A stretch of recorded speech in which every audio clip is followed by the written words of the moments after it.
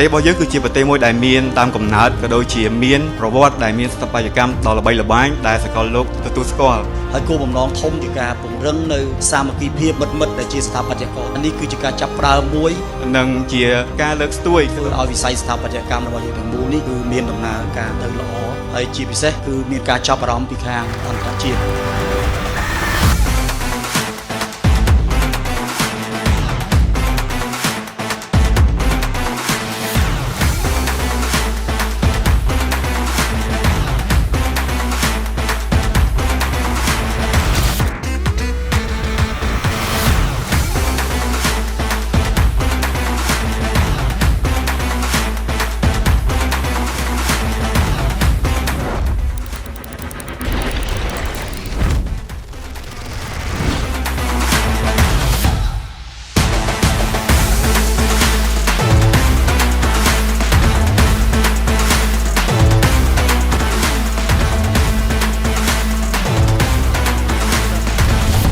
ដោយសារថាប្រទេសខ្មែរយើងឆ្លងកាត់សង្គ្រាមច្រើនអញ្ចឹងធ្វើឲ្យសំណង់ស្ថាបត្យកម្មដែលយើងធ្លាប់មានការរីកចម្រើនដល់ទទួលហ្នឹងធ្លាក់ចុះទៅវិញដោយសារសង្គ្រាម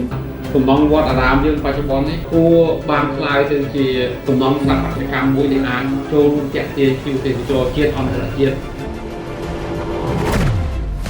ស្ថាបត្យកម្មនៅក្នុងស្រុកខ្មែរយើងគឺមានការរីកចម្រើនច្រើនខ្ញុំឃើញក្មេងៗគាត់ជំនាន់ក្រោយគាត់គឺពេញចិត្តទៅក្នុងវិស័យស្ថាបត្យកម្មនឹងខ្លាំងណាស់ event នេះខ្ញុំចង់ឲ្យមានបន្តទៀតបងដោយសារតែមានការចែករំលែកទៅវិញទៅមកល្អច្រើនកម្មវិធីនេះគួរតែមានទៅមុខទៀតកាន់តែច្រើនកាន់តែល្អសង្ឃឹមថានឹងមានកម្មវិធី Expo បន្តទៀតរាល់ឆ្នាំនឹងបាននាំផលិតផលក៏ដូចជាបច្ចេកវិទ្យាថ្មីពីប្រទេសក្រៅមកដើម្បីបង្ហាញឲ្យបងប្អូននិស្សិតឲ្យគាត់បានស្គាល់កាន់តែច្រើន